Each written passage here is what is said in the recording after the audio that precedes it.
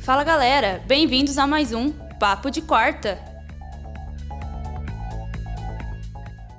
Olá pessoal, o Papo de Quarta de hoje é sobre o mercado de produções após a ascensão do streaming. As plataformas de streaming como HBO Max, Netflix, Amazon Prime Video, Disney Plus têm crescido muito nos últimos anos, conforme aponta a pesquisa do Jornal da USP, realizada pelo roteirista, diretor e professor de audiovisual Rubens Hewlett, que aponta que a fisicalidade foi desaparecendo e o aumento de produções digitais ganhou palco principalmente na pandemia. Outro estudo feito entre os anos de 2019 e 2022 pelo portal Estado de Minas ainda mostra que no Brasil a queda da receita dos cinemas foi de 86% no ano de 2020. Pela comodidade, tornaram-se alternativas populares os streamings, oferecendo grande variedade de conteúdo que pode ser assistido a qualquer momento e em qualquer lugar, o que é conveniente para a maioria das pessoas. Além disso, os streamings geralmente têm preços mais acessíveis do que os cinemas físicos e não exigem que os espectadores saiam do conforto de sua casa. No entanto, apesar do imenso sucesso da plataforma de streaming, os cinemas físicos continuam a ter seu lugar na indústria cinematográfica. O cinema garante experiência diferenciada, com tela grande, som envolvente e até a opção 3D, que a maioria dos brasileiros não possui em celular, então muitas pessoas consideram o cinema insubstituível. Para falar sobre o tema, converso agora no Papo de Quarta com Bruno Cunha, jornalista especializado em entretenimento e crítica cinematográfica e também ex-aluno de jornalismo na USP. Seja bem-vindo, Bruno. Primeiro, Brenda, te agradecer pela oportunidade de poder falar de cinema, que é uma das minhas paixões, e poder falar de streaming, que acabou sendo, como você até mesmo disse, né, uma alternativa para quem gosta de cinema, mas não quer sair de casa. Para iniciarmos, Bruno, na sua concepção, o crescimento dos streamings modifica o consumo de produções audiovisuais no Brasil? Com certeza, por dois motivos que eu vejo bem.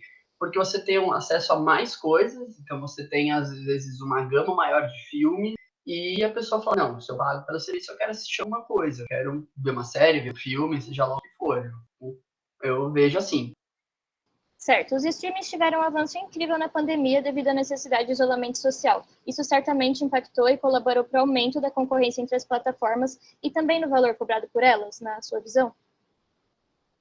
Eu acho que com certeza que foi um grande impacto, né? Ninguém sabia o que ia acontecer, as salas fechadas, então todo mundo acabou indo para o streaming.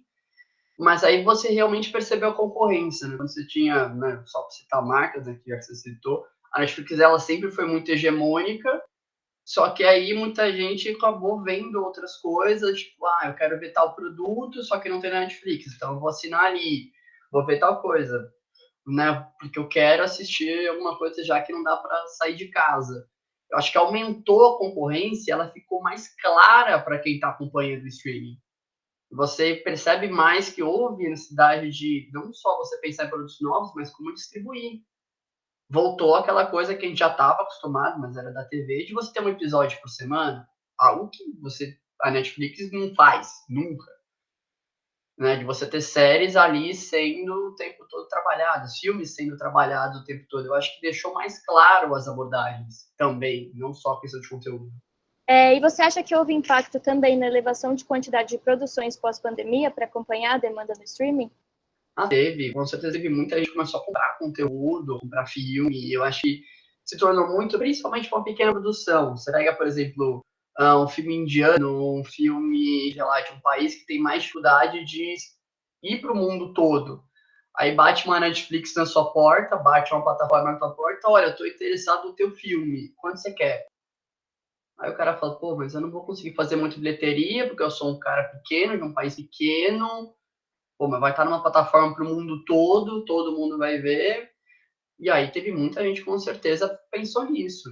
Não só produtos nacionais, mas produtos que vêm de outros países e olhou no streaming e falou, pô, peraí, não só grana, mas eu vou ser conhecido, mas mais gente vai conhecer, gente de outros países vão conhecer o meu cinema, o jeito que eu faço filme. Então você vai ver, pô, já assisti coisa de Finlândia, de Índia, de Noruega, né, que com certeza não viria para cá por causa de não viria para o cinema.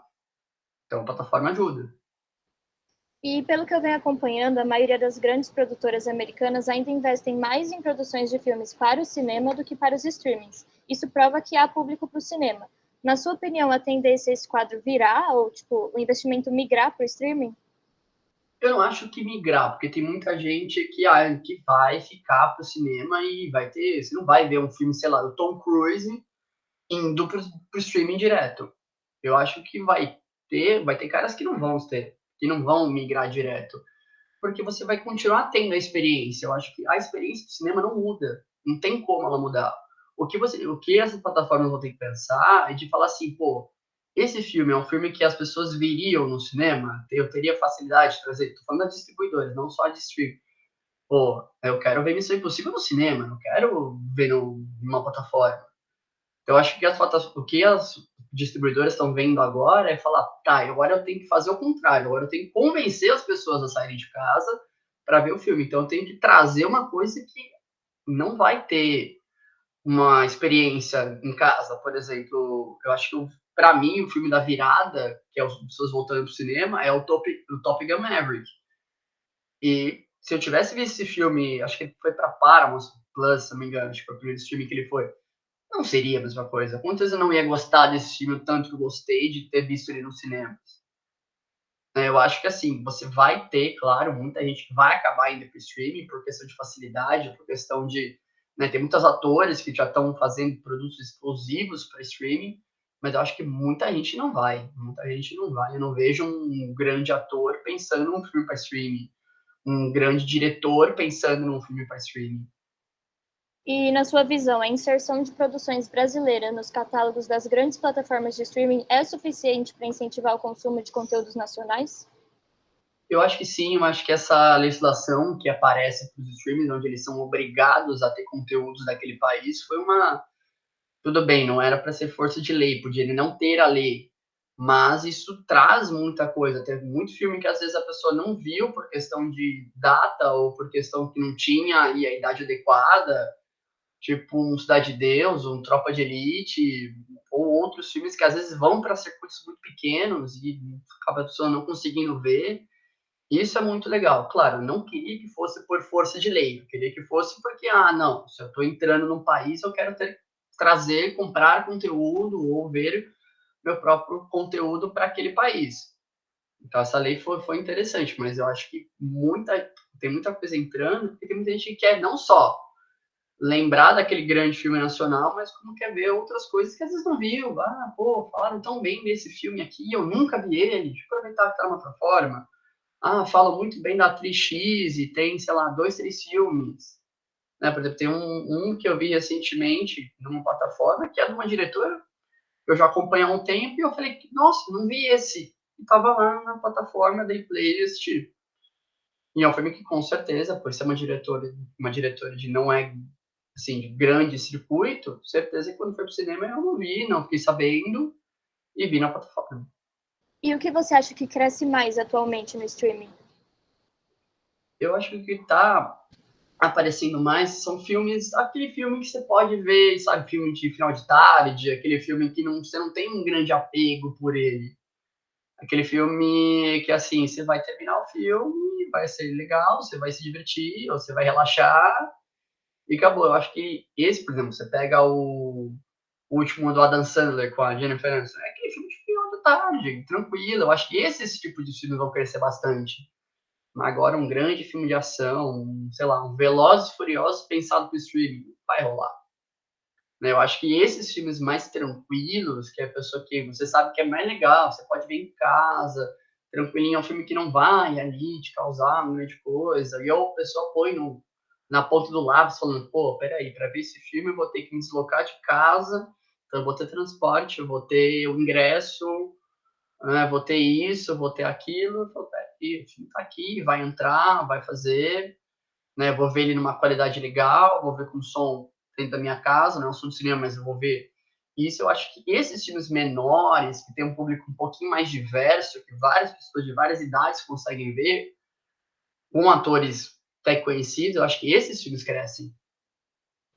E quando a gente fala em produções cinematográficas, o que você acha que chama mais a atenção do público brasileiro também, específico? Do público brasileiro, com certeza, é um filme com um grande nome. Eu acho que isso acaba sempre chamando mais que um diretor, por exemplo, que um roteirista conhecido. As pessoas veem o ator ou a atriz. Então, se você tem, o filme tal vai sair com fulano. Pô, peraí, esse talvez chame mais público, mais gente. Agora, eu vou assistir um filme que foi dirigido pelo cara tal.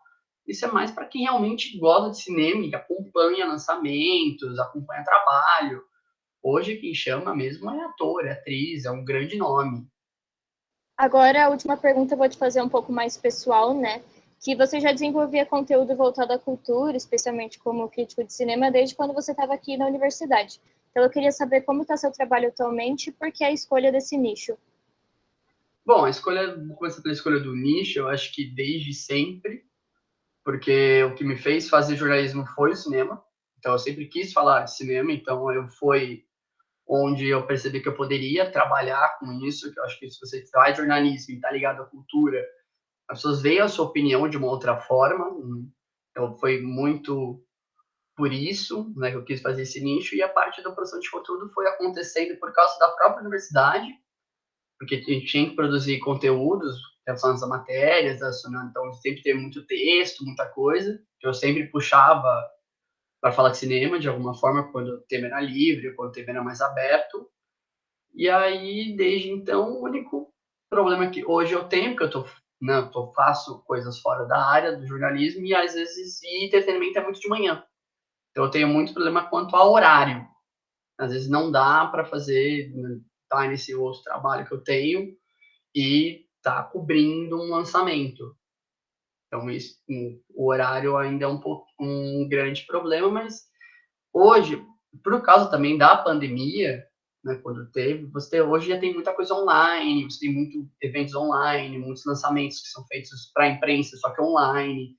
Então, isso também ajuda bastante, porque a gente sabe que às vezes não dá para deslocar, não dá para ir, mas, olha, tem essa forma de você ver, tem como você entrevistar. Hoje, entrevistas ficaram mais fáceis, porque online, hoje, todo mundo facilita, porque o cara está em casa, o cara sabe que ele não vai precisar sair, várias pessoas falando, então ele já vai ali, se organiza melhor, consegue falar com mais gente, né? Que às vezes o cara, hoje o grande centro de cinema é Rio, São Paulo, mas o cara não vai conseguir falar com gente de vários estados, de várias formas. O online ajuda, né? Consegue falar com outras gente, com outros portais. Então, eu vejo que tá crescendo, né, de outras formas de você produzir conteúdo, de você produzir fora do horário normal, mas eu acho que é um nicho bem legal, porque você pode também escolher. Tem 4 filmes para sair. Tá, qual que vai me dar mais retorno? Qual que eu vou conseguir mais visualizações? Qual que é mais legal? Que mais pessoas estão interessadas em saber. Então, você também ajuda na seleção. Quando você tem um cara que, tipo, só tem eu. Então, aí eu tenho que fazer algumas seleções nesse sentido. Olha, obrigada por conversar com a gente. Eu agradeço imensamente a sua participação aqui no Papo de Quarta. Eu fico muito feliz pelo seu trabalho, então parabéns também. E espero que você sempre possa voltar aqui para conversar com a gente. Claro, você precisando é só falar. Obrigada, viu? Nada. E fica por aqui mais um Papo de Quarta.